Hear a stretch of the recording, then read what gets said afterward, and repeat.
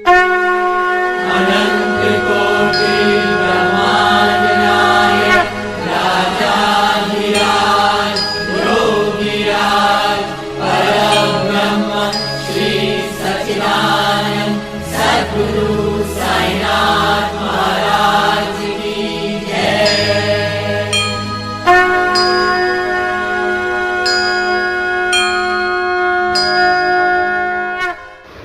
ओम श्री साईनाथाय नमः। आइए अध्याय 31 आरंभ करते हैं। मुक्तिदान, सन्यासी विजयानंद, बालाराम मानकर, नूलकर, मेघा तथा बाघ की मुक्ति। इस अध्याय में हेमांड पंत बाबा के सामने कुछ भक्तों की मृत्यु तथा बाघ के प्राण त्याग की कथा का वर्णन करते हैं। प्रारंभ। मृत्यु के समय जो अंतिम इच्छा या भावना होती है वही भवितव्यता का निर्माण करती है। श्री कृष्ण ने गीता में कहा है कि जो अपने जीवन के अंतिम क्षण में मुझे स्मरण करता है वह मुझे ही प्राप्त होता है तथा उस समय वह जो कुछ भी दृश्य देखता है उसी को अंत में वह पाता है। यह कोई भी निश्चयात्मक रूप से नहीं कह सकता कि उस क्षण हम केवल उत्तम विचार ही कर सकेंगे। जहाँ तक अनुभव में आया है ऐसा प्रतीत होता है कि उस समय अनेक कारणों से भयभीत होने की संभावना रहती है। इसके अनेक कारण हैं, इसीलिए मन को इच्छा अनुसार किसी उत्तम विचार के चिंतन में ही लगाने के लिए नित्याभ्यास अत्यंत आवश्यक है। इस कारण सभी संतों ने हरिस्मरण और जाप को ही श्रेष्ठ बताया है ताकि मृत्यु के समय हम किसी घरेलू उलझन में न पड़ जाएं। अतः ऐसे अवसर पर भक्तगण पूर्णतः संतों के शरणागत हो जाते हैं ताकि संत जो सर्वज्ञ हैं उचित पथ प्रदर्शन कर हमारी यथेष्ट सहायता करें। इस प्रकार के कुछ उदाहरण नीचे दिए जा रहे हैं। पहला, विजयानंद। एक मद्रासी सन्यासी विजयानंद मानसरोवर की यात्रा करने को निकले। मार्ग में वे बाबा की कीर्ति सुनकर शिरडी आए, जहां उनकी भेंट हरिद्वार के सोमदेव स्वामी से हुई। इनसे उन्होंने मानसरोवर की यात्रा के संबंध में पूछताछ की। स्वामी जी ने उन्हें बताया कि मानसरोवर गंगोत्री से 500 मील उत्तर की ओर है तथा मार्ग में जो कष्ट होते हैं उनका भी उल्लेख किया, जैसे कि बर्फ की अधिकता, 50 कोस तक, भाषा में भिन्नता तथा भूटान वासियों के संशयी स्वभाव जो यात्रियों को अधिक कष्ट पहुंचाया करते हैं। ये सब सुनकर सन्यासी का चित्त उदास हो गया और उसने यात्रा करने का विचार त्याग कर मस्जिद में जाकर बाबा के श्री चरणों का स्पर्श किया। बाबा क्रोधित होकर कहने लगे, इस निकम्मे सन्यासी को निकालो यहाँ से, इसका संग करना व्यर्थ है। सन्यासी बाबा के स्वभाव से पूर्ण अपरिचित था।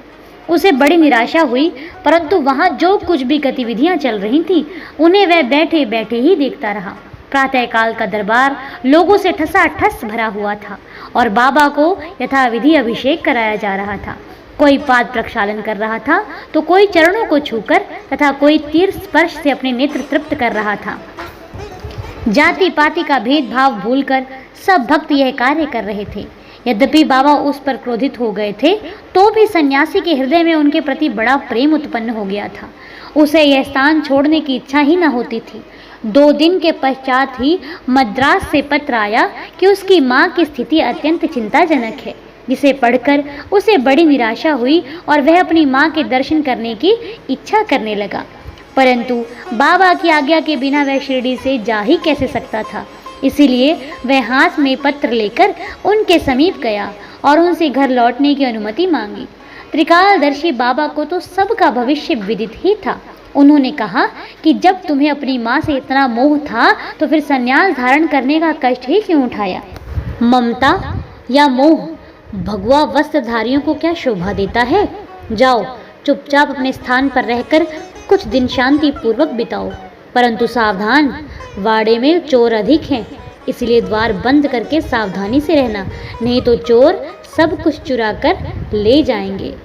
लक्ष्मी यानी संपत्ति चंचला है और यह शरीर भी नाशवान है। ऐसा ही समझकर अहलौकिक व परलौकिक समस्त पदार्थों का मोह त्याग कर अपना कर्तव्य करो।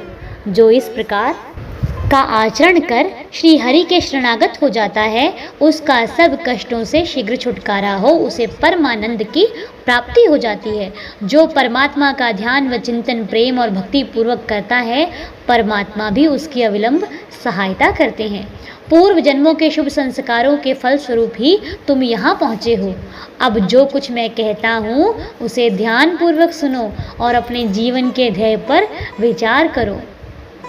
इच्छा रहित होकर कल से भागवत का 3 सप्ताह तक पठन पाठन प्रारंभ करो, तब भगवान प्रसन्न होंगे और तब तुम्हारे सब दुख दूर कर देंगे। माया का आवरण दूर होकर तुम्हें शांति की प्राप्ति होगी।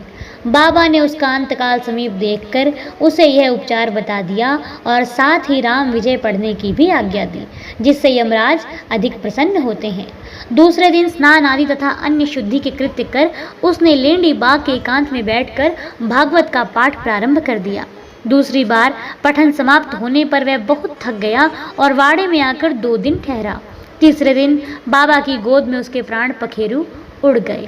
बाबा ने दर्शनों के निमित्त 1 दिन के लिए उसका शरीर संभाल कर रखने के लिए कहा। तत्पश्चात पुलिस आई और यथोचित जांच पड़ताल करने के उपरांत मृत शरीर को उठाने की आज्ञा दे दी। धार्मिक कृत्यों के साथ उसकी उपयुक्त स्थान पर समाधि बना दी गई। बाबा ने इस प्रकार सन्यासी की सहायता कर उसे सद्गति प्रदान की। आइए अब जानते हैं बालाराम मानकर के बारे में। बालाराम मानकर नामक एक गृहस्थ बाबा के परम भक्त थे। जब उनकी पत्नी का देहांत हुआ तो वे बड़े निराश हो गए। सब घर बार अपने लड़के को सौंप वे शिरडी में आकर बाबा के पास रहने लगे। उनकी भक्ति देखकर बाबा उनके जीवन की गति परिवर्तित कर देना चाहते थे, इसलिए उन्होंने उन्हें 12 रुपये देकर मच्छिद्रगढ़ जिला सतारा में जाकर रहने को कहा। मानकर की इच्छा उनका सानिध्य छोड़कर अन्यत्र कहीं जाने की न थी, परंतु बाबा ने उन्हें समझाया कि तुम्हारे कल्याणार्थी मैं यह उत्तम उपाय तुम्हें बता रहा हूँ, इसलिए वहां जाकर दिन में 3 बार प्रभु का ध्यान करो। बाबा के शब्दों में विश्वास कर वह मच्छिद्रगढ़ चला गया और वहाँ के मनोरम दृश्यों, शीतल जल तथा उत्तम पवन और समीपस्थ दृश्यों को देखकर उसके चित्त को बड़ी प्रसन्नता हुई। बाबा द्वारा बतलाई गई विधि से उसने प्रभु का ध्यान करना प्रारंभ कर दिया और कुछ दिनों के पश्चात ही उसे दर्शन प्राप्त हो गया। बहुधा भक्तों को समाधि या तुरीय अवस्था में ही दर्शन होते हैं, परंतु मानकर जब तुरीय अवस्था से प्राकृतिक अवस्था में आया तभी उसे दर्शन हुए। दर्शन होने के पश्चात मानकर ने बाबा से अपने को वहां भेजने का कारण पूछा। बाबा ने कहा कि शिरडी में तुम्हारे मन में नाना प्रकार के संकल्प विकल्प उठने लगे थे, इसी कारण मैंने तुम्हें वहां भेजा कि तुम्हारे चंचल मन को शांति प्राप्त हो। तुम्हारी धारणा थी कि मैं शिरडी में ही विद्यमान हूँ और 3.5 हाथ के इस पंच तत्व के पुतले के अतिरिक्त और कुछ नहीं हूँ, परंतु अब तुम मुझे देखकर ये धारणा बना लो कि जो तुम्हारे सामने शिरडी में उपस्थित है और जिसके तुमने दर्शन किए वह दोनों अभिन्न है या नहीं। मानकर वह स्थान छोड़कर अपने निवास स्थान बांद्रा को रवाना हो गया। वह पूना से दादर रेल द्वारा जाना चाहता था, परंतु जब वह टिकट घर पर पहुंचा तो वहां अधिक भीड़ के कारण वह टिकट न खरीद सका। इतने में ही एक देहाती जिसके कंधे पर एक कंबल पड़ा था तथा शरीर पर केवल एक लंगोटी के अतिरिक्त और कुछ न था, वहां आया और मानकर से पूछने लगा कि आप कहाँ जा रहे हैं। मानकर ने उत्तर दिया, मैं दादर जा रहा हूँ।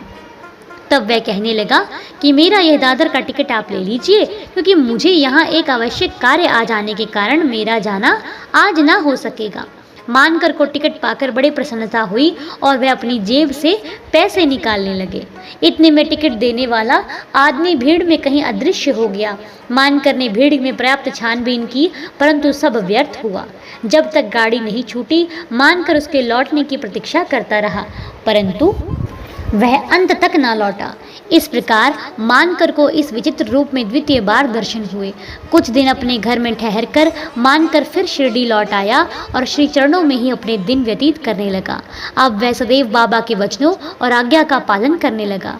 अंततः उस भाग्यशाली ने बाबा के सम्मुख उनका आशीर्वाद प्राप्त कर अपने प्राण त्याग दिए। अब जानते हैं तात्या साहेब नूलकर के बारे में। हेमाड पंत ने तात्या साहेब नूलकर के संबंध में कोई विवरण नहीं लिखा है, केवल इतना ही लिखा है कि उनका देहांत शिरडी में हुआ था। साईं लीला पत्रिका में संक्षिप्त विवरण प्रकाशित हुआ था। सन 1909 में जिस समय तात्या साहेब पंढरपुर में उपन्यायाधीश थे, उसी समय नाना साहेब चांदोरकर भी वहाँ के मामलतदार थे। ये दोनों आपस में बहुधा मिला करते और प्रेम पूर्वक वार्तालाप किया करते थे। तात्या साहेब संतों में अविश्वास करते थे, जबकि नाना साहेब की संतों के प्रति विशेष श्रद्धा थी। नाना साहेब ने उन्हें साईं लीलाएं सुनाई और एक बार शिरडी जाकर बाबा का दर्शन लाभ उठाने का भी आग्रह किया। वे 2 शर्तों पर चलने को तैयार हो गए। पहली शर्त कि उन्हें ब्राह्मण रसोइया मिलना चाहिए और दूसरी कि भेंट के लिए नागपुर के उत्तम संतरे होने चाहिए। शीघ्र ही ये दोनों शर्तें पूर्ण हो गईं। नाना साहेब के पास एक ब्राह्मण नौकरी के लिए आया, जिसे उन्होंने तात्या साहेब के पास भिजवा दिया, और एक संतरे का पार्सल भी आया, जिस पर भेजने वाले का कोई पता न लिखा था। उनकी दोनों शर्तें पूरी हो गई, इसलिए अब उन्हें शिरडी जाना ही पड़ा। पहले तो बाबा उन पर क्रोधित हुए, परंतु जब धीरे धीरे तात्या साहेब को विश्वास हो गया कि वे सचमुच ही ईश्वर अवतार हैं, तो बाबा से प्रभावित हो गए और फिर जीवन पर्यंत वहीं रहे। जब उनका अंतकाल समीप आया तो उन्हें पवित्र धार्मिक पाठ सुनाया गया और अंतिम क्षणों में उन्हें बाबा का पाद तीर्थ भी किया गया। उनकी मृत्यु का समाचार सुनकर बाबा बोल उठे, अरे तात्या तो आगे चला गया, अब उसका पुनः जन्म नहीं होगा।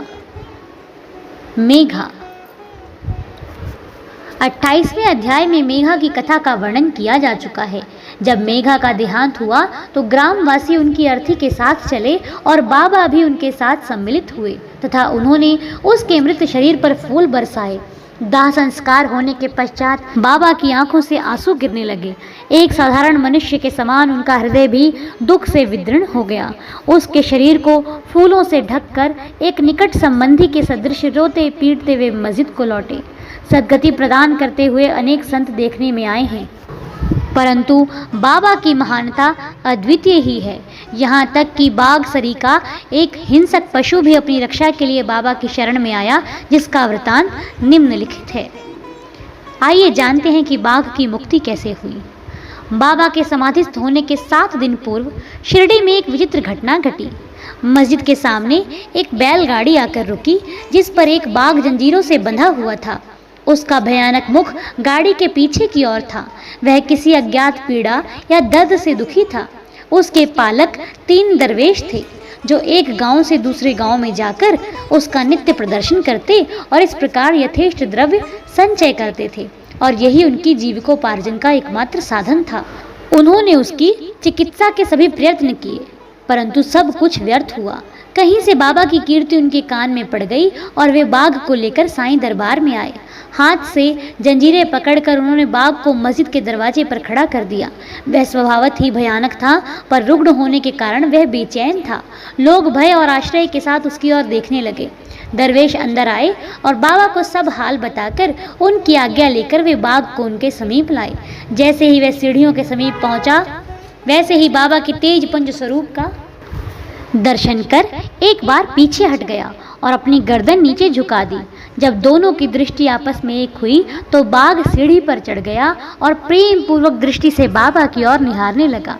उसने अपनी पूंछ हिलाकर 3 बार जमीन पर पटकी, फिर तत्क्षण ही अपने प्राण त्याग दिए। उसे मृत देखकर दरवेश बड़े निराश और दुखी हुए।